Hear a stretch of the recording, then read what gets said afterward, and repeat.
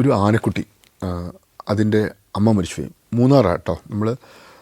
നമ്മൾ ഇൻഡോസിസ് പ്രൊജക്റ്റിലേക്ക് ഫാമിലേക്ക് പോകുന്ന വഴിക്ക് താഴെ ആ ഡാമിൻ്റെ സൈഡിൽ ഇതിൻ്റെ അമ്മ മരിച്ചുപോയി. അതിൻ്റെ അമ്മ മരിച്ചു പോയപ്പം നമ്മളെ സ്റ്റാഫ് എന്ത് ചെയ്തു, ഇതിനെ ഒരു സൈഡിൽ കെട്ടിയിട്ടു, ഇതിൻ്റെ പോസ്റ്റ്മോർട്ടം ചെയ്തു, അങ്ങ് കത്തിച്ചു. അപ്പം ഈ കുട്ടി അതിനുശേഷം കുട്ടി അഴിച്ചു വിട്ടു. ഒരു വയസ്സുള്ള ഒരു കുട്ടിയാണ്. ഇതങ്ങ് ഭയങ്കരമായിട്ട് അങ്ങ് ഇതായി അപ്സെറ്റായിട്ട് അവിടെയുള്ള ചെറിയ കടകളൊക്കെ അടിച്ച് പൊളിക്കാൻ തുടങ്ങി. ഒരു നിവൃത്തിയില്ല, വളരെ വയലൻ്റായി. ആ സമയത്ത് പറഞ്ഞു ഇനി വേറെ നിവൃത്തിയില്ല, ഇതിനെ പിടിച്ച് നമ്മൾ ക്യാമ്പ് കൊണ്ടുവരിക എന്നുള്ളത്. അങ്ങനെ ഞങ്ങൾ പോയി ഒരു ചെറിയ മയക്കോടിയൊക്കെ വെച്ചു കൊണ്ടുവന്നു. വളരെ പാനിക്കായിട്ടുള്ളൊരു ആനക്കുട്ടി. അതിന് ഞങ്ങൾ പേരിട്ടു, നിരഞ്ജൻ എന്ന് പേരിട്ടു. കൊണ്ടുവന്ന് കോടനാട് കൊണ്ടുവന്ന് വെച്ചു. അന്ന് കോടനാടാണ് ശരിക്കും ഒരു എലഫൻറ്റ് ക്യാമ്പായിട്ടുള്ളത്. മുത്തങ്ങ ക്യാമ്പൊന്നും അത്രയും ഡെവലപ്ഡ് ആയിട്ടില്ല. 2009 നടക്കുന്നത്. അപ്പോൾ അതിനെ ക്യാമ്പിൽ കൊണ്ടുവച്ചു. ഒരു ജൂൺ മാസത്തിലാണ് നടക്കുന്നത്. 2009 ജൂണിൽ. ഡിസംബറിൽ 2009 ഡിസംബർ ക്രിസ്മസ് ഈവിന് എനിക്കൊരു ഫോൺ കോൾ കിട്ടുകയാണ്. ഈ ആനക്കുട്ടി തീരെ വയ്യ, പെട്ടെന്ന് വരണം എന്ന് പറഞ്ഞിട്ട്. അപ്പോൾ നമ്മൾ ചെല്ലുമ്പോഴേക്ക് ആനക്കുട്ടി മരിച്ചു കഴിഞ്ഞു. ഓക്കെ, അപ്പോൾ ഞാൻ ചോദിച്ചു എന്താ ലക്ഷണങ്ങളൊന്നുമില്ല. അതിൻ്റെ തലേന്ന് കുറച്ചൊരു ബുദ്ധിമുട്ടുണ്ടായിരുന്നു. ഇങ്ങനെ വായിന്നൊക്കെ ഉമിനീര് പോകുന്നുണ്ട്, കണ്ണുനീര് വരുന്നുണ്ട്, അനക്കല്ല, ഇങ്ങനെ ഭിത്തിയിൽ ചാരി നിൽക്കുകയാണ്. അപ്പോൾ ഇത് നമ്മളെ പ്രശ്നം എന്ന് പറഞ്ഞു കഴിഞ്ഞാൽ നമുക്ക് ഇതൊരു നമ്മൾ എസ്പെഷ്യലി വൈൽഡ് ലൈഫ് അല്ല, വെറ്റിനറി പ്രധാനമായിട്ടും ഇത് ഒരിക്കലും മൃഗങ്ങൾക്ക് അതിൻ്റെ ലക്ഷണങ്ങൾ നമ്മൾ കണ്ട് തിരിച്ചറിയാമെന്നുള്ളേ നമുക്ക് പറ്റുള്ളൂ. അല്ല അവർക്ക് കമ്മ്യൂണിക്കേറ്റ് ചെയ്യാൻ പറ്റില്ലല്ലോ, നമ്മളോട് പറയാൻ പറ്റില്ലല്ലോ. ഒരു രോഗി വന്നിട്ട് ഡോക്ടറോട് പറയണത് എനിക്ക് ചുമയുണ്ട്, എനിക്ക് ശ്വാസം മുട്ടലുണ്ട് എന്ന് പറയുന്നതല്ല, പറയാൻ പറ്റുന്ന പോലെ പറ്റില്ലല്ലോ. നമ്മൾ അതിനെ ക്ലീനായിട്ട് ഒബ്സർവ് ചെയ്തിട്ട് അതിനെന്തൊക്കെ പ്രോബ്ലം ഉണ്ടെന്ന് നമുക്ക്, അത് പശുവായാലും എന്താണ് ഡൊമസ്റ്റിക് ആനിമൽ ആകുമ്പോൾ കുറച്ചുകൂടെ ഉണ്ടാവും. കാരണം തന്നെ അറ്റൻഷൻ കുറച്ചുകൂടെ കൂടുമല്ലോ ആൾക്കാർ. വൈൽഡ് ആകുമ്പോൾ എന്താ പ്രശ്നം എന്ന് പറഞ്ഞാൽ നമ്മൾ കൃത്യമായിട്ടുള്ള നമ്മൾ ഒബ്സർവേഷൻ, അതാണ് നമ്മൾ ഫ്രീ റേഞ്ചിങ് വൈൽഡ് ലൈഫിൽ ഏറ്റവും ബുദ്ധിമുട്ടുള്ള കാര്യം. നമുക്ക് രോഗലക്ഷണങ്ങൾ കണ്ടെത്താൻ വളരെ വളരെ ബുദ്ധിമുട്ടാണ്. അത് കണ്ടെത്തിയ അനുസരിച്ച് നമ്മൾ ചെയ്യാന്നുള്ളത് നമ്മുടെ കഴിവും എന്താ പറയുക നമ്മളെ പരിചയവും അനുസരിച്ച് എക്സ്പീരിയൻസും അനുസരിച്ച് കൂടി വരികയാണ്. അപ്പോൾ അതൊരു വലിയ ചലഞ്ചിങ് ആണ്. എനിവേ ആനക്കുട്ടി ഇങ്ങനെ ചാരി നിന്നു. വൈകുന്നേരം ആയപ്പോഴേ അതിൻ്റെ മുഖമൊക്കെ നീര് വെച്ചു, നാക്കൊരു ബ്ലൂ കളറായി. പിറ്റേന്ന് മോർണിംഗ് മരിച്ചുപോയി. അപ്പോൾ ഞാനെത്തുമ്പോഴേക്ക് ആനക്കുട്ടി മരിച്ചിരിക്കുന്നു. അപ്പം അന്ന് തന്നെ നമ്മൾ പോസ്റ്റ്മോർട്ടം ചെയ്ത് ഞാൻ നോക്കുമ്പോണ്ട് ടിപ്പിക്കൽ ലീഷൻസ് എന്ന് പറയും. ടിപ്പിക്കൽ ലീഷൻസ് എന്ന് പറഞ്ഞാൽ ഞാൻ പറഞ്ഞല്ലോ, ഈ ആന്തരാവയവങ്ങളുണ്ടാകുന്ന രോഗത്തിൻ്റെ വ്യത്യാസത്തിനാണ് നമ്മൾ ലീഷൻസ് എന്ന് പറയും. ഈ ടിപ്പിക്കൽ ലീഷൻസ് കണ്ട് ഞാൻ ഞെട്ടിപ്പോയി. കാരണം എന്ന് പറഞ്ഞാൽ ഈ സമയത്താണ്, ഇതിന് മുമ്പാണ് ഹെർപ്പീസ് വൈറസ് എന്ന് പറഞ്ഞൊരു വൈറസ് അമേരിക്കയിൽ കണ്ടെത്തുന്നത്. അതിനവർ എൻഡോത്തീലിയോട്രോപ്പിക് എലഫൻറ്റ് ഹെർപ്പീസ് വൈറസ് എന്ന് പറയും, EEHV എന്ന് പറയും. എൻഡോത്തീലിയം എന്ന് പറഞ്ഞാൽ നമ്മളെ രക്തക്കുഴലിൻ്റെ ഉള്ളിലുള്ള ചെറിയൊരു നേർത്തൊരു പാടയുണ്ട്, അതിനാണ് എൻഡോത്തീലിയം എന്ന് പറയുക. അപ്പോൾ അതിങ്ങനെ പൊടിഞ്ഞ് പോകുന്ന, എന്നിട്ട് രക്തം ഇങ്ങനെ വാർന്നു പോകുന്ന കാപ്പിലറി എന്ന് പറയും. അപ്പോൾ ഈ അതിൽ കൂടെ വാർന്നു പോയിരുന്ന ഒരു അസുഖമാണ്, ഒരു വൈറസ് അസുഖമാണ്. അത് കണ്ടുപിടിക്കുന്നത് ലോറ റിച്ച്മാൻ എന്ന് പറഞ്ഞിട്ട് ഒരു ലേഡിയാണ്. അപ്പം ലോറ എനിക്ക് വ്യക്തിപരമായിട്ട് അറിയാം. അപ്പോൾ ഞാനിത് വ്യക്തമായിട്ട് ഈ പ്രൊജക്റ്റൊക്കെ പ്രപ്പോസൽ ഞാൻ വ്യക്തമായിട്ട് പഠിച്ചിട്ടുണ്ട്. അപ്പോൾ ലോറയായിട്ട് ഞാൻ പേഴ്സണലായിട്ട് എനിക്ക് കോൺടാക്റ്റും ഉണ്ട്. അപ്പോൾ അവരെ ഫോട്ടോസൊക്കെ ഞാൻ ഈ ലീഷൻസിൻ്റെ ഫോട്ടോ ഇത് ഇവർ കണ്ടുപിടിക്കുന്ന ഭയങ്കര ഇൻട്രസ്റ്റിംഗ് ആയിട്ടുള്ളൊരു കേസ് എന്ന് പറഞ്ഞാൽ ഒരു ആനക്കുട്ടിയിലാണ് ആദ്യം ലോറ ഇത് കണ്ടെത്തുന്നത്. ആനക്കുട്ടിയുടെ പേര് കുമാരി എന്നാണ്. ഇതെന്ന് പറഞ്ഞാൽ ലോകത്ത് ആദ്യമായിട്ട് ഈ ആർട്ടിഫിഷ്യൽ ഇൻസെമിനേഷനിലൂടെ, അതായത് നമ്മൾ കുത്തിവയ്പ്പ് എന്നൊക്കെ പറയുമല്ലോ, ആർട്ടിഫിഷ്യൽ ഇൻസെമിനേഷനിലൂടെ ഉണ്ടായൊരു ആനക്കുട്ടിയാണ്. കൃത്രിമ ബീജദാനത്തിലൂടെ ഉണ്ടായൊരു കുട്ടിയാണ്. അത് ഭയങ്കര ചലഞ്ചിങ് ആയിരുന്നു. കാരണം എലഫൻ്റെ വജീന എങ്ങനെയാണ് കിടക്കുന്നത്. അപ്പോൾ ആ വഴി നമുക്ക് കത്തീറ്റർ പറ്റില്ല. അപ്പം വലിയൊരു ഗ്രൂപ്പാണ് അത് ചെയ്തത്. അത് ആദ്യം എൻ്റെ ഹോർമോൺസൊക്കെ എപ്പോഴാണ് ഓവുലേഷൻ, അതായത് അണ്ടം പുറത്ത് വരുന്നതെന്നൊക്കെ നോക്കി അവരെ ഫസ്റ്റ് വർക്ക് കഴിഞ്ഞു. പിന്നെ ഇതൊരു സർജിക്കൽ ഇത് തന്നെ ഒരു ചെറിയ ഹോളുണ്ടാക്കി നേരെ ഈ ഇവിടേക്ക് വന്ന് ഇൻസെമിനേറ്റ് ചെയ്യുന്ന ടെക്നിക്കൊക്കെ വെച്ചിട്ടുണ്ടാകുന്ന ലോകത്തെ ആദ്യത്തെ കൃത്രിമ ബീജദാനത്തിലൂടെ ഉണ്ടാകുന്ന ഒരു ആനക്കുട്ടിയാണ് അത്. കുമാരി എന്ന പേര്. സ്മിത്സോണിയൻ നാഷണൽ സൂവിൽ, അത് വാഷിങ്ടൺ DC-യിലെ ഏറ്റവും വലിയ സൂ ആണ്, അവിടെയാണ് ഇത് ഉണ്ടാകുന്നത്. വലിയ ഗ്രൂപ്പാണ്, ഇൻ്റർനാഷണൽ ഗ്രൂപ്പാണ് അതിന് മുകളിൽ വർക്ക് ചെയ്തത്. ജർമൻസ് ഉണ്ട്, അങ്ങനെ ഒരുപാടുണ്ട്. ഡെനിസ് മേറ്റ്, അങ്ങനെയുള്ള ഒരുപാട് ആൾക്കാർ കൊളാബറേറ്റ് ചെയ്തൊരു വർക്കാണ്. അപ്പോൾ അത് ഭയങ്കര ഇൻട്രസ്റ്റിംഗ് ആയിരുന്നു. ഈ ആനക്കുട്ടി ഒരു വയസ്സായപ്പോഴേക്ക് പെട്ടെന്ന് മരിച്ചുപോയി. അപ്പോൾ ലോറയാണ് ഇത് പോസ്റ്റ്മോർട്ടം ചെയ്തത്. അവർ കണ്ടെത്തുമ്പം ഒരു പുതിയൊരു രോഗം എന്ന് പറഞ്ഞാൽ കംപ്ലീറ്റ് രക്തം ഇങ്ങനെ എല്ലായിടത്തും വാർന്നു പോയിട്ട് നിൽക്കുന്ന ശ്വാസകോശത്തിൽ, കിഡ്നിയിൽ, ബ്രെയിനിൽ ഒക്കെ പെറക്യൂട്ട് പെട്ടെന്ന് 24 മണിക്കൂർ 48 മണിക്കൂറിനുള്ളിൽ രോഗം വന്ന ആനക്കുട്ടി മരിക്കുകയാണ്. അങ്ങനെ പുള്ളിക്കാരിക്ക് ഇത് ഭയങ്കര ഇൻട്രസ്റ്റ് ആയി. പുള്ളിക്കാരി നോക്കുമ്പോൾ ഈ രോഗം ആദ്യമായിട്ട് കണ്ടെത്താണ്. ഒരുപാട് കൊളാബറേഷൻ ഉണ്ടായിരുന്നു. ജോൺ ഹോപ്കിൻസിലും അവർ ഗാരി ഹേവാർഡ്സ് എന്നൊക്കെ ആയിട്ട് കൊളാബറേറ്റ് ചെയ്തിട്ട് അവരിത് ഈ രോഗം സ്ഥിരീകരിച്ചു. പിന്നെ പുള്ളിക്കാരി നോക്കുമ്പോൾ അമേരിക്കയിൽ 70% ആനക്കുട്ടികളും ചാവുന്നത് ഇതാണ്. 70% ആനക്കുട്ടികൾ ചാവുന്നുണ്ട്. ഓക്കെ, അത് പ്രധാനമായിട്ടും ഈ ഹെർപ്പീസ് വൈറസ് എന്നുള്ള അസുഖമെന്ന് അവർ മനസ്സിലാക്കി. ഇതേ സമയത്ത് ഒരു ആഫ്രിക്കൻ ആനയുടെ മുകളിലും ഈ വൈറസ് കണ്ടെത്തി. പക്ഷേ ആഫ്രിക്കൻ ആനയിൽ ഇതിന് വളരെ സിമിലർ ആയിട്ടുള്ള, അതായത് ഒരു 10% ജനിതകമായിട്ട് വ്യത്യാസമുള്ളൊരു വൈറസ്. അതിങ്ങനെ ഈ വലിയ ആനയുടെ മുകളിൽ ഇങ്ങനെ ഈ മറ്റേ നമ്മളെ അരിമ്പാറ പോലെ ഉണ്ടാക്കുക മാത്രമേ ഉള്ളൂ, അല്ലാണ്ട് ആനക്കുട്ടികളൊന്നും കൊല്ലുമൊന്നുമില്ല.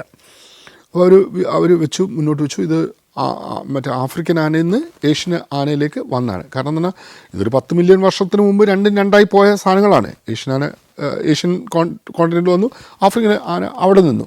പക്ഷേ ഇത് ഒരുമിച്ച് വരാനുള്ള ഒരു സ്ഥലം എന്ന് പറഞ്ഞാൽ മൃഗശാലയാണ്. തൊട്ടടുത്തായിരിക്കും സൂവിൽ വെക്കുക. അപ്പോൾ ആഫ്രിക്കൻ ആന നിന്ന് ഏഷ്യൻ ആനയിലേക്ക് വന്നതാണെന്നുള്ളൊരു ഹൈപ്പോത്തസിസ് അവർ മുന്നോട്ട് വെച്ചു. ഹൈപ്പോത്തസിസ് എന്ന് പറഞ്ഞാൽ ഒരു സങ്കല്പം അവർ മുന്നോട്ട് വെച്ചു.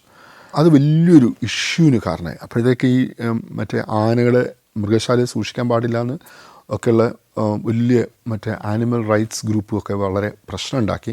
അമേരിക്കയിലൊരു പ്രോബ്ലമായിട്ട് നിൽക്കുന്ന സമയമാണ്.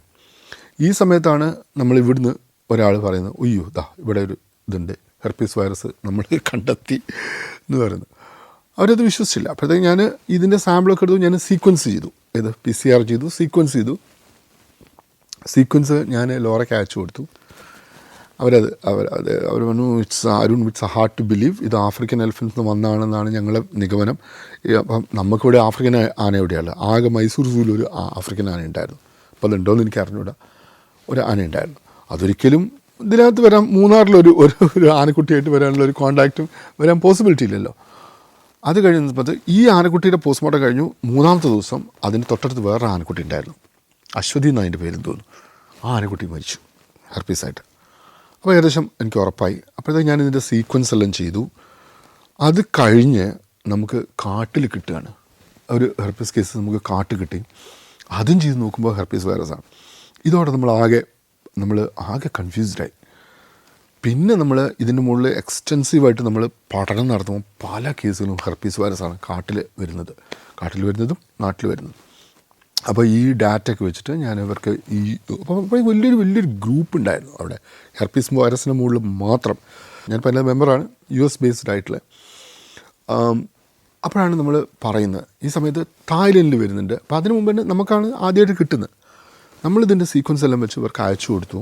പിന്നെ അവർ പറഞ്ഞു ഇതൊരു ഭയങ്കര സർപ്രൈസ് ആയിരിക്കും എന്ന് പറഞ്ഞ് അപ്പോഴത്തേക്ക് നമ്മൾ ഗവൺമെൻറ് അവർ ഹോൾ ടീം അവിടുന്ന് വന്നു. US നിന്ന് 6 പേരോളം വന്നു. ആ സമയത്ത് നമ്മൾ ചെറിയ ലാബ് ഉണ്ടാക്കി അവർ ചെറിയൊരു PCR മെഷീൻ കൊണ്ടാണ് വരുന്നത്. എന്നിട്ട് അവിടെ വെച്ചിട്ട് അവരിത് ടെസ്റ്റ് ചെയ്ത് നോക്കി, അവരിത് കൺഫേം ചെയ്തു. അവർ ആകെ സർപ്രൈസായി. എനിക്ക് ചെറിയ PCR മെഷീൻ എനിക്ക് തന്നിട്ടാണ് അവർ പോയത്. നമ്മൾ ഗവൺമെൻറ് പെർമിഷനോടെ. അപ്പോഴാണ് നമ്മൾ സംശയം എങ്ങനെ ഇത് ആനകളിൽ വരുന്നു എന്നുള്ളത്. ആ സമയത്ത് അടുത്ത ഗ്രൂപ്പ് വന്നു. ഹൂസ്റ്റണിൽ വേറൊരു ഗ്രൂപ്പുണ്ട്, അവർ വന്നു. ഞങ്ങൾ ഈ അഡൽട്ട് എലഫൻസിൻ്റെ എങ്ങനെയാണ് വരുന്നതെന്നുള്ളത് നോക്കാൻ വേണ്ടിയിട്ട് എല്ലാ ആനയുടെയും കുഞ്ഞിൻ്റെയും തള്ളയുടെയും മറ്റേ ആണാനിൻ്റെയും അതിൻ്റെ എല്ലാ സ്രവങ്ങളും നമ്മളെടുത്ത് പരിശോധിച്ചു. അത് തുമ്പിക്കൈയുള്ള സ്രവമാണെങ്കിലും പിന്നെ സലൈവയായാലും കണ്ണുനീരായാലും പെനിസ് എന്നുള്ള സ്രവം എല്ലാം നമ്മൾ പരിശോധിച്ച് നോക്കുമ്പോൾ നമ്മൾ കണ്ടു ചില വലിയ ആനകൾ, അതായത് അഡൽട്ട് എലഫൻസ്, തുമ്പിക്കൈയിലൂടെ ഈ വൈറസ് പുറത്തു വിടുന്നുണ്ട്. അപ്പം ഇതിൻ്റെ രസം എന്ന് പറഞ്ഞാൽ കുഞ്ഞുങ്ങൾ മാത്രമേ മരിക്കുന്നുള്ളൂ, അഡൽട്ട് വലിയ ആനകൾ മരിക്കുന്നില്ല. അത് കാരിയേഴ്സാണ്, ഇതിനെ കൊണ്ട് നടക്കുകയാണ്. ഈ വൈറസ് കൊണ്ട് ഇതിങ്ങനെ വിടുകയാണ് ചെയ്യുന്നത്. അപ്പോൾ കാട്ടിൽ നടക്കുന്ന പറഞ്ഞാൽ ചില ആനകൾക്ക് ഹെർപ്പീസ് വൈറസ് ഉണ്ട്. അവരിങ്ങനെ സ്രവം പുറപ്പെടുവിച്ചുകൊണ്ടിരിക്കും. എല്ലാ കുഞ്ഞുങ്ങളും ഇതിൻ്റെ ഒരു under the shower of herpes virus എന്ന് നമുക്ക് പറയാം. ഒരു മഴ പോലെ വരുന്ന വൈറസിൻ്റെ കീഴിലാണ്. അതിൽ ചില ആനക്കുട്ടികൾ മാത്രമേ മരിക്കുന്നുള്ളൂ. അപ്പം നമുക്ക് ഏകദേശം നമ്മൾ സൈക്കിളെല്ലാം പൂർത്തിയായി. പിന്നെയുള്ള ചോദ്യം, എന്തുകൊണ്ട് ചില ആനക്കുട്ടികൾ മാത്രം മരിക്കുന്നു എന്നുള്ളത്. അപ്പം അതിനാണ് നമ്മൾ ജീനോ ടൈപ്പ് എന്ന് പറഞ്ഞാൽ നമ്മൾ ഈ മരിച്ച ആനക്കുട്ടികളുടെയും സർവൈവ് ചെയ്യുന്ന ആനകളുടെയും നമ്മൾ മൊത്തം ജനിതകം, ആനയുടെ മൊത്തം ജനിതകം, അത് ഹോൾ ജീനോം സീക്വൻസ് ചെയ്തിട്ട് പ്രൊജക്റ്റ് അണ്ടർഗോ ചെയ്തുകൊണ്ടിരിക്കുക, വർക്ക് ചെയ്തുകൊണ്ടിരിക്കുക നമ്മൾ. അപ്പോൾ ഞാൻ പറഞ്ഞു വന്ന പോയിൻ്റ് എന്ന് പറഞ്ഞു കഴിഞ്ഞാൽ, ഞാൻ എന്താഗ്രഹിച്ചിരുന്നോ അത് ഡിസീസ് എക്കോളജി എന്താണെന്ന് ആഗ്രഹിച്ചു, അത് എൻ്റെ മുമ്പിൽ ഇങ്ങനെ വരികയാണ്. Vietnam, France, Belgium, Netherlands, Mexico, Greece. സഞ്ചാരം വോളിയം നമ്പർ 18. ഫുൾ HD-യിലുള്ള ഈ അപൂർവ ദൃശ്യയാത്രാ വിവരണ ശേഖരം സ്വന്തമാക്കാൻ സഞ്ചാരം എന്ന് SMS ചെയ്യൂ. ഫോൺ 9995 444 222. ഡിസീസ് എക്കോളജി എന്ന് പറയുന്ന സാധനം ഞാൻ ആഗ്രഹിച്ചു പോയത് എൻ്റെ കയ്യിലേക്ക് വരികയാണ്. പിന്നെ ഞാൻ പ്രൊജക്റ്റിനെ കുറിച്ചൊന്നും ആലോചിക്കാൻ നിന്നില്ല. ഞാനതിനകത്ത് മൊത്തം മുഴുകി നമ്മളൊരു ചെറിയൊരു ലാബ് ഒക്കെ ഉണ്ടാക്കി. അപ്പോഴത്തേക്ക് എനിക്ക് ഓഫീസ് സെറ്റപ്പൊക്കെ ആയി, വണ്ടി, ആൾക്കാർ, കുട്ടികൾ. അങ്ങനെയൊക്കെ സമയത്താണ് 2014 എനിക്ക് വേറൊരു ഡെപ്യൂട്ടേഷൻ വന്നു, വെറ്റനറി യൂണിവേഴ്സിറ്റിയിൽ അസിസ്റ്റൻറ്റ് പ്രൊഫസറായിട്ട്. ഞാൻ 2 വർഷം നിന്നുള്ളൂ. അപ്പം അവിടെ ഒരു centre for wild life studies എന്ന് പറഞ്ഞൊരു യൂണിറ്റ് ഉണ്ടാക്കായിരുന്നു പുതിയതായിട്ട്. ജോർജ് ചാണ്ടി എന്ന് പറഞ്ഞ പ്രൊഫസർ. അപ്പം അതിൻ്റെ പാർട്ടാവാൻ വേണ്ടിയിട്ട് എന്നെ വിളിച്ചു. അപ്പോൾ ഞാൻ അവിടെ പോയി 2 വർഷം ഞാൻ പഠിപ്പിച്ചു. അപ്പോൾ അതിൽ 2 കുട്ടികളുണ്ടായിരുന്നു. അവർ MSc കഴിഞ്ഞിട്ട് അവരെ ഞാൻ കൂടെ എടുത്തു. ഞാൻ തിരിച്ച് ഫീൽഡിലേക്ക് തന്നെ വന്നു, വീണ്ടും ഫോറസ്റ്റിലേക്ക് തന്നെ വന്നു. അന്ന് നമുക്ക് ഫീൽഡില്ലാണ്ട് പറ്റാത്തൊരു സ്റ്റേജായിരുന്നു. അങ്ങനെ ഇൻറ്റൻസീവായിട്ട് നമ്മൾ സ്റ്റാർട്ട് ചെയ്യണം. നമ്മുടെ ലാബ്, പുതിയൊരു ലാബ് വെച്ചു. ഇത് സുൽത്താൻ ബത്തേരിയാണ് നമ്മൾ സ്റ്റാർട്ട് ചെയ്തത്, centre for wild life research and forensics. Officially ഇതല്ല, പക്ഷേ മോളിക്കുലർ ആയിട്ടുള്ള, അതായത് DNA ബേസ്ഡ് ആയിട്ടുള്ള, DNA ഓർ RNA ബേസ്ഡ് ആയിട്ടുള്ള ഒരു ലാബ് സെറ്റ് ചെയ്തു. അങ്ങനെ നമ്മൾ പല രോഗങ്ങളും നമ്മൾ പുതുതായിട്ട് കണ്ടെത്തി. ആനകളിൽ മാത്രമല്ല ബാക്കി ജീവികളിലൊക്കെ നമ്മൾ പുതുതായിട്ട് കുറേ അസുഖങ്ങൾ കണ്ടെത്തി. ഇതിന് എങ്ങനെയാണ് ട്രാൻസ്മിറ്റ് ചെയ്യുന്നത്. ഇതേ സമയത്ത് തന്നെ വേറെ സംഭവം ഉണ്ടായി. ഒരു ഞാൻ പുതിയ എമർജിങ് ഡിസീസിൻ്റെ സിറ്റുവേഷൻ പറഞ്ഞ സമയത്തുള്ള ഒരു ഇതുകൂടെ പറയാം, ഒരു ഇൻസിഡൻസ് കൂടെ പറയാം. ഒരു അസുഖമായിട്ട് കൈസനു ഫോറസ്റ്റ് ഡിസീസ് എന്ന് പറഞ്ഞിട്ട് ഒരു വൈറസാണ്, കൈസനു ഫോറസ്റ്റ് ഡിസീസ് വൈറസ് എന്ന് പറഞ്ഞിട്ട്. ഈ കാസന്നൂർ എന്നാണ് ശരിക്കും പറയാം കേട്ടോ, കൈസന്നൂർ എന്നല്ല, കാസന്നൂർ എന്ന് പറയും. ഈ കാസന്നൂർ എന്ന് പറഞ്ഞാൽ ഷിമോഗ ജില്ലയുടെ അടുത്തുള്ള ഒരു ചെറിയ ഗ്രാമമാണ്. അപ്പോൾ 1957 അവിടെ ഭയങ്കര വ്യാപകമായ മരം വെട്ട് നടന്നപ്പം കുരങ്ങന്മാരെല്ലാം പുറത്തേക്ക് വന്നു. കുരങ്ങന്മാരെല്ലാം ചാവാൻ തുടങ്ങി. കുറച്ച് കഴിഞ്ഞ് മനുഷ്യന്മാർ മരിക്കാൻ തുടങ്ങി. അപ്പം നോക്കുമ്പം ഒരു പുതിയൊരു വൈറസാണ്. മനുഷ്യന്മാർക്ക് ഒരു 15% ഇൻഫെക്റ്റഡ് ആയിട്ടുള്ള രോഗം വന്ന 15% ആൾക്കാരോട് മരിച്ചു പോകുന്ന ഒരു രോഗമാണ്. അപ്പം അതവിടെ മാത്രം ഷിമോഗിലും ആദ്യം റിപ്പോർട്ട് ചെയ്യുന്നത് 1957 ആലോചിക്കണം, 57 കണ്ടെത്തിയ വൈറസാണ്. പിന്നെ ചാമരാജ് നഗറിലൊക്കെ ഇത് 1-2 കേസുകൾ റിപ്പോർട്ട് ചെയ്തിട്ടുണ്ട്, അത്രയേ ഉള്ളൂ. അപ്പം പ്രധാനമായിട്ട് ഈ കാസന്നൂർ എന്ന സ്ഥലത്താണ് ഇത് കംപ്ലീറ്റ്ലി എന്താ പറയുക എൻഡമിക്കായിട്ട് നിൽക്കുന്നത്. അത് കഴിഞ്ഞിട്ട് നമ്മളിവിടെ ഈ 2014 സമയത്ത് ഒരു കോടതി, 2016 സമയത്ത് ഒരു കോടതി ഉത്തരവ് പ്രകാരം ഈ കുറേ കുരങ്ങന്മാരുണ്ട് നമ്മളെ ഈ സുൽത്താൻ ബത്തേരി, കൽപ്പറ്റ ടൗണിലൊക്കെ ഭയങ്കര ന്യൂസൻസാണ്. ഇത് തന്നെ അർബൻ മങ്കീസ്, നമ്മളെ നഗരങ്ങളിൽ ജീവിക്കുന്ന കുരങ്ങന്മാരാണ്. ഇവന്മാരെന്ന് പറഞ്ഞാൽ ഈ തട്ടിപ്പറിക്കുക, അറിയാലോ, വീട്ടിൽ കയറുക, അങ്ങനെയുള്ള പരിപാടിയാണ്. ഒരുപാട് കുരങ്ങന്മാരുണ്ട്. അപ്പം കോടതി പറഞ്ഞു ഇങ്ങനെ വിട്ടാൽ പറ്റില്ല, ഈ കുരങ്ങന്മാരിങ്ങനെ നിൽക്കില്ല, ഇത് കാട്ടിൽ പോകണമെന്ന് പറഞ്ഞു. അങ്ങനെ കാട്ടിൽ കൊണ്ടാക്കാൻ വേണ്ടി ഉത്തരവിട്ടു. അങ്ങനെ 10,000 കുരങ്ങന്മാരെ നമ്മൾ പിടിച്ചു കൊണ്ടുപോയിട്ട് കാട്ടിൻ്റെ ഉള്ളിൽ വിട്ടു, ഏറ്റവും ഡീപ്പ് കാട്ടിൻ്റെ ഉള്ളിലിട്ടു. പക്ഷേ ഒരാഴ്ച കൊണ്ട് ഈ കുരങ്ങന്മാരെല്ലാം തിരിച്ചു വന്നു. കുറേ ശതമാനം കുരങ്ങന്മാർ തിരിച്ചു വന്നു ഗ്രാമങ്ങളുടെ. അപ്പോൾ കാട്ടിൻ്റെ സൈഡിൽ കിടക്കുന്ന ഗ്രാമങ്ങളിലേക്ക് ഇത് വന്നു. കുറച്ച് കഴിഞ്ഞ് ഓരോന്നായിട്ട് ചാവാനും തുടങ്ങി. അപ്പോൾ ആദ്യത്തെ കുരങ്ങൻ മറ്റേ നമ്മൾ ബോണറ്റ് മക്കാക്കാണ് കേട്ടോ, അതായത് നമ്മളെ നാടൻ കുരങ്ങാണ്. ഇത് മരിച്ചത് എൻ്റെ കയ്യിൽ പോസ്റ്റ്മോർട്ടം കിട്ടി. ഞാനിങ്ങനെ മുറിച്ച് കട്ട് ഓപ്പൺ ചെയ്ത് നോക്കുമ്പം കൃത്യമായിട്ടുള്ള ഈ കൈസനു ഫോറസ്റ്റ് ഡിസീസ് വൈറസിൻ്റെ ഇതാണ് എനിക്ക് കിട്ടുന്നത്. അന്ന് നമ്മൾ ലാബൊക്കെ സെറ്റായി.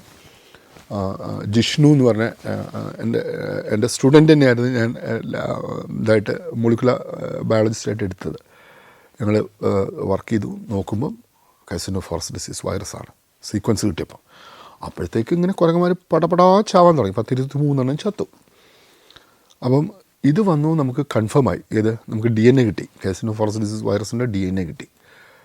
അത് കഴിഞ്ഞപ്പോഴേക്കും ഞാൻ ഹെൽത്ത് ഡിപ്പാർട്ട്മെൻറ്റിനെ അറിയിച്ചു, ഇങ്ങനെ കാസിനോഫോറസ് ഡിസീസ് വൈറസ് വന്നിട്ടുണ്ട്, നമുക്ക് കിട്ടിയിട്ടുണ്ട്, കുരങ്ങനിൽ കിട്ടിയിട്ടുണ്ട്, സൂക്ഷിക്കാൻ എന്നുള്ളത്. അപ്പോൾ അവർ അപ്പം തന്നെ അവർ ആക്ഷൻസൊക്കെ എടുത്തു, വാക്സിൻസൊക്കെ ഓർഡർ ചെയ്തു. പക്ഷേ ആ സമയത്തേക്ക് ഇൻഫെക്ഷൻ ഹ്യൂമനിലേക്കും വന്നു. 150 പേര് ഇൻഫെക്റ്റഡായി, 15 പേര് മരിച്ചുപോയി. ഓക്കെ, ആലോചിക്കുക, ഞാൻ ഈ പഠിച്ച ഡിസീസ് എക്കോളജി എൻ്റെ കണ്ണിൽ കൂടെ കാണുകയാണ്. അതിൻ്റെ ശാഖയായിട്ട് വളർന്നത് എമേർജിങ് ഡിസീസ് എന്ന് പറഞ്ഞ സാധനം. ഇപ്പം നമ്മൾ നീപ്പ എമേർജിങ് ഡിസീസാണ് ആദ്യമായിട്ട് റിപ്പോർട്ട് ചെയ്യണത്. ലൈക്ക് നമ്മളവിടെ ആദ്യമായിട്ട് നമ്മളൊരു റീ എമേർജിങ് സിറ്റുവേഷൻ നമ്മൾ കാണുകയാണ്. പിന്നെ ഞാൻ പഠിച്ച സെയിം സാധനം, അപ്പോൾ ഇതിൻ്റെ എല്ലാ ഇതും ഞാനിവിടെ കണ്ട മുന്നിലിങ്ങനെ വരികയാണ്.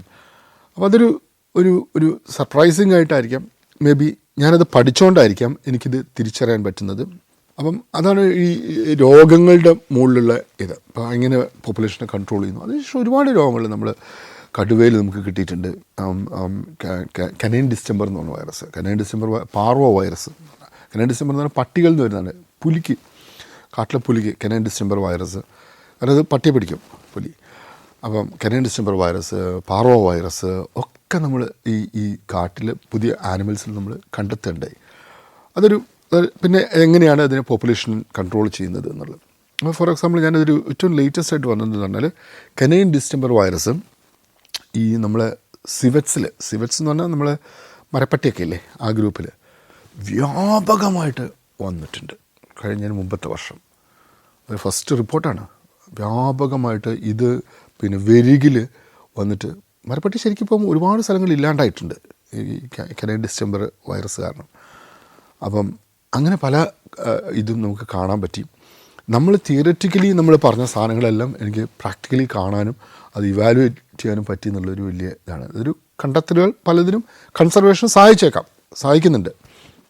അങ്ങനെ നമുക്കൊരു കോൺട്രിബ്യൂഷൻ ചെയ്യാൻ പറ്റി. അത് ഒരു ടീം വർക്കാണ് കേട്ടോ, അത് വളരെ കൃത്യമായിട്ടുള്ളൊരു ടീം വർക്കാണ്. ഞാൻ ഒറ്റയ്ക്കല്ല, എൻ്റെ കുട്ടികളുണ്ട്, എൻ്റെ സ്റ്റാഫുണ്ട്. വിഷ്ണു എന്നൊക്കെ പറഞ്ഞാൽ ജിഷ്ണു മോളിക്കുലർ ബയോളജിസ്റ്റാണ്, വിഷ്ണു ബയോളജിസ്റ്റാണ്. പിന്നെ ബാക്കിയുള്ള സ്റ്റാഫ് നമ്മുടെ ലാബ് സെറ്റ് ചെയ്യുന്നു. അങ്ങനെയുള്ള ഒരു ടീം എഫേർട്ടാണ് മൊത്തം ചെയ്യുന്നത്. അപ്പം നമ്മളതെല്ലാം റിഫൈൻ ചെയ്തു, പോസ്റ്റ്മോർട്ടം മെത്തേഡ് റിഫൈൻ ചെയ്തു. ഇങ്ങനെ നിൽക്കുന്ന സമയത്താണ് നമ്മൾ ആക്ച്വലി കോൺഫ്ലിക്റ്റിൻ്റെ മുകളിൽ, ഹ്യൂമൻ വൈൽഡ് ലൈഫ് കോൺഫ്ലിക്റ്റിൻ്റെ മുകളിൽ നമ്മൾ ഇൻവോൾവ് ചെയ്യേണ്ടി വരുന്നത്. ഹ്യൂമൻ വൈൽഡ് ലൈഫ് എന്ന് പറഞ്ഞാൽ മനുഷ്യ വന്യജീവി സംഘർഷമാണ് ഹ്യൂമൻ വൈൽഡ് ലൈഫ് കോൺഫ്ലിക്റ്റ്. ശരിക്കൊരു 2009 ശേഷമാണ് നമ്മൾ ഇപ്പോൾ അത് കടുവയായാലും, അല്ല ആനയ്ക്ക് മുമ്പേ ഉണ്ട് കേട്ടോ, നമ്മൾ അറിയാലോ ആനയുടെ കേസുകൾ നമ്മൾ എന്ന് കൃഷി ചെയ്യുന്നു അന്ന് മുതൽ ഹ്യൂമൻ വൈൽഡ് ലൈഫ് കോൺഫ്ലിക്റ്റ് ഉണ്ട്. മനുഷ്യ വന്യജീവി സംഘർഷം എന്ന് പറഞ്ഞു കഴിഞ്ഞാൽ ഒരു പുതിയ സാധനമാണെന്നാണ്, ഒരിക്കലും അല്ല. എന്ന് മനുഷ്യനുണ്ടായോ അന്ന് മുതൽ ഈ സംഭവം ഉണ്ടായിട്ടുണ്ട്, മനുഷ്യ വന്യജീവി സംഘർഷം ഉണ്ടായിട്ടുണ്ട്. അപ്പം റേമൺ ഡാറ്റ് എന്ന് പറഞ്ഞൊരു സയൻറ്റിസ്റ്റ് ഉണ്ടായിരുന്നു. അയാളാണ് ആദ്യമായിട്ടുള്ള ഓസ്ട്രലോപിതെക്കസിൻ്റെ ഫോസിൽ സ്കള്ള് കണ്ടെത്തുന്നത്. ടോങ് ചൈൽഡ് എന്ന് പറഞ്ഞിട്ട്, എക്സാക്ട് ലൊക്കേഷൻ ഞാൻ മറന്നു എവിടുന്നാണ് പുള്ളി എടുക്കുന്നത് എന്നുള്ളത്, കെനിയ എന്നാണ് എൻ്റെ ഓർമ്മ. അപ്പം ആദ്യത്തെ ഓസ്ട്രലോപിതെക്കസിൻ്റെ ഫോസിലാണ്, സ്കള്ളാണ്. അപ്പോൾ പിന്നെ ഈ അടുത്ത കാലത്ത് ഒരു 2 വർഷം 3 വർഷം മുമ്പാണ് തോന്നുന്നു പുതിയൊരു ഒരു ഒരു ഒരു ഡയഗ്നോസ്റ്റിക് മെത്തേഡ് നോക്കുമ്പോൾ അതിൻ്റെ തലയിൽ കംപ്ലീറ്റ് മാർക്കുണ്ട്, ടാലൻറ്റ് മാർക്കുണ്ട്. അതായത് ഏതൊരു പരുന്ത് പിടിച്ച പോലെ, അത്രയും ഉണ്ടാവുള്ളൂ ഓസ്ട്രലോപിതെക്കസ്, പരുന്ത് പിടിച്ച പോലെ. ആദ്യ മനുഷ്യനാണ്, മനുഷ്യൻ എന്ന് പറയാൻ പറ്റില്ല, ആദ്യ ഇതാണ് ഹോമിനിഡാണ്. ഹോമിനിഡ് എന്ന് പറഞ്ഞാൽ മനുഷ്യൻ്റെ ആ ഗണങ്ങളിൽ പെടുന്നത്. അപ്പം അതായത് പഠിച്ചു നോക്കുമ്പോൾ ഒരു വലിയൊരു പരുന്ത് വന്നതിന് കൊത്തിക്കൊണ്ട് പോയതാണ്. അതിലേക്ക് ആദ്യ മനുഷ്യൻ എന്ന് പറഞ്ഞു കഴിഞ്ഞാൽ അവനൊരു വെറും പ്രേയാണ്, അതായത് ഒരു ഇരയാണ്. ആലോചിക്കുക, ആനയ്ക്കുള്ള പോലെ സൈസില്ല, കൊമ്പില്ല, കടുവയ്ക്കുള്ള പോലെ നഖങ്ങളില്ല, പല്ലില്ല, ഒന്നുമില്ലാത്തൊരു മനുഷ്യൻ, ഒരു ജീവിയാണ് മനുഷ്യൻ. ആത്യന്തികമായിട്ടവൻ ആണ്, ഇരയാണ്. അവിടുന്ന് ഒറ്റ കാര്യം കൊണ്ട് മാത്രം, ഏത് തലച്ചോറിൻ്റെ വളർച്ച കൊണ്ട് മാത്രം പെറുക്കി തിന്ന് ജീവിക്കുന്ന ഒരു ഇതായിരുന്നു. അല്ല ഗ്യാദറായിരുന്നു ആദ്യം. മെയിനായിട്ട് തിന്നുന്നതെന്നാണ് എല്ല് പൊട്ടിച്ചിട്ട് അതിൻ്റെ മജ്ജ, അതാണ് ശരിക്കും ബ്രെയിനിൻ്റെ തലച്ചോറിൻ്റെ വളർച്ചയ്ക്ക് കാരണമെന്ന് പറയപ്പെടുന്നു. ഒരു പ്രേ, അതായത് ഒരു എര, മെല്ലെ അതിനുശേഷം അവൻ ആയുധങ്ങൾ കണ്ടെത്തുന്നു, പ്രിഡേറ്റർ ആവുന്നു, അതായത് കൊലയാളിയാവുകയാണ്. എത്രയോ സ്പീഷീസിനെ എക്സ്റ്റിങ്ക്റ്റ് ചെയ്തു. മാമത്ത് 10,000 വർഷം ലാസ്റ്റ് മാമത്തിന് വരെ അവൻ കൊന്നു തിന്നു. ഓക്കെ, ആനയിലൊരു വർഗ്ഗമാണ് മാമത്ത് എന്ന് പറഞ്ഞത്. അതിനെ ഹണ്ട് ചെയ്തു, എക്സ്റ്റിങ്ക്റ്റ് ആക്കി. അങ്ങനെ ആലോചിക്കുക, ഒരു എര പെട്ടെന്ന് ഒരു വേട്ടക്കാരനായിട്ട് മാറുകയാണ്. ഈ വേട്ടക്കാരൻ ഇത് കഴിഞ്ഞു. അത് കഴിഞ്ഞിട്ടാണ് സിവിലൈസേഷൻ സ്റ്റാർട്ട് ചെയ്യുന്ന, കൃഷിയിലേക്ക് ഇറങ്ങുന്നു. 14,000 വർഷങ്ങൾക്ക് മുമ്പ് കൃഷിയിലേക്ക് ഇറങ്ങുന്നു. സിവിലൈസേഷൻസ് തുടങ്ങുന്നു. Indus valley civilisation, Mesopotamian civilisation. കൃഷി വർദ്ധിക്കുന്നു. അപ്പം സമ്പദ് വ്യവസ്ഥ വരുന്നു. അതായത് കൃഷി വരുമ്പോൾ എന്താ വരിക, നമുക്ക് സർപ്ലസ് വരും. അതിൻ്റെ ഒരു എക്കണോമി വരുന്നു. അതിൻ്റേതായിട്ടുള്ള ഇൻഡസ്ട്രിയൽ പാർട്ടൊക്കെ വരുന്നത്. ചിലർ പാത്രങ്ങൾ നിർമ്മിക്കുന്നു, ചിലർ ഓരോ ഇതിലും ഇതായിട്ട് വരികയാണ്. അന്ന് കാസ്റ്റ് സിസ്റ്റം വന്നിട്ടില്ല, പക്ഷെ വർക്ക് സിസ്റ്റമായിട്ട് വന്നു. അപ്പോൾ ഇത് കൂടുന്നതിനനുസരിച്ചിട്ട് ആൾക്കാരുടെ എണ്ണം കൂടി. അതിനനുസരിച്ചിട്ട് കാട്ടിലേക്ക് കയറി പോവാണ്. പല കാടുകളും ഇല്ലാണ്ടായി, പല സ്ഥലങ്ങളും പല മൃഗങ്ങളും ഇല്ലാണ്ടായി, എക്സ്റ്റിങ്ക്റ്റ് ആയിപ്പോയി. അപ്പം എക്സ്റ്റിങ്ഷൻ എന്ന് പറഞ്ഞാൽ ഇല്ലാണ്ടായിപ്പോയി. അപ്പോൾ വരുമ്പോഴാണ് ഈ കോൺഫ്ലിക്റ്റ് സ്റ്റാർട്ട് ചെയ്യുന്നത്. ഓക്കെ, അപ്പോൾ മനുഷ്യനിന്ന് കൃഷി തുടങ്ങിയോ, സിവിലൈസേഷൻ സ്റ്റാർട്ട് ചെയ്തോ, അന്ന് പോലും കോൺഫ്ലിക്റ്റ് ഉണ്ട്. ഇല്ലെങ്കിൽ ഒരു ഹണ്ടറായിരുന്നു. കൊല്ലുക എന്നുള്ളത് മാത്രമായിരുന്നു. ഹണ്ടർ ഗ്യാദറായിരുന്നു. ഇങ്ങനെ നടക്കുക, കൊല്ലുക സിറ്റുവേഷൻ. അത് മാറിയിട്ട് സിവിലൈസേഷൻസൊക്കെ സ്റ്റാർട്ട് ചെയ്യുമ്പോൾ അവന് കോൺഫ്ലിക്റ്റ് സ്റ്റാർട്ട് ചെയ്യാൻ തുടങ്ങി. അപ്പോൾ അവന് ഭൂമിയുടെ ആവശ്യകത കയറി കാട്ടിലേക്ക് കയറുന്നു. ഇവൻ കൃഷി ചെയ്യുന്നു, കാട്ടിൽ നിന്ന് മൃഗങ്ങൾ ഇറങ്ങുന്നു. Human wild life conflict. അപ്പോൾ ഇതൊരു പുതിയ കാര്യമല്ല, പണ്ട് മുതലേ ഉള്ള കാര്യമാണ്. മണിയൻ എന്ന് പറഞ്ഞൊരു ആനയുണ്ടായിരുന്നു. പുൽപ്പള്ളി ബത്തേരി ഇടയ്ക്കുള്ള ഒരു ബുള്ളാണ്. വലിയ ആന, നല്ല കൊമ്പൻ, വളരെ സുന്ദരനായിട്ടുള്ള. അത് ഈ ഗ്രാമത്തിൻ്റെ സൈഡിലേ നിൽക്കുന്നു. ഇരുളം എന്ന് പറഞ്ഞ സ്ഥലത്തിൻ്റെ ഗ്രാമത്തിൻ്റെ സൈഡിലേ നിൽക്കുന്നു. പക്ഷേ ഒരു കോൺഫ്ലിക്റ്റ് പോലും ചെയ്യത്തില്ല, ഒരാളുടെ ഇല പോലും പറിക്കത്തില്ല. ആൾക്കാർക്കാണെങ്കിൽ ഈ ആനയോട് ഭയങ്കര സ്നേഹമാണ്. ആൾക്കാർക്ക് ഭക്ഷണം കൊടുക്കും, എല്ലാം ചെയ്യും. ഒരിക്കൽ കയ്യിൽ നിന്ന് മേടിച്ച് കഴിക്കുക. ഒരിക്കലും ഞാൻ ഓഫീസിലിരിക്കുന്ന സമയത്ത് പെട്ടെന്ന് ഒരു കോൾ വന്നു, മണിയനെ ആരോ തട്ടിയിട്ടു എന്ന് പറഞ്ഞു. ഞങ്ങൾ പെട്ടെന്ന് ഓടിച്ചെന്ന് നോക്കുമ്പോൾ ഒരാൾ മദ്യപിച്ച് ലക്ക് കേട്ടിട്ട് അതിൻ്റെ കൊമ്പിൽ തൂങ്ങാൻ പോയത്.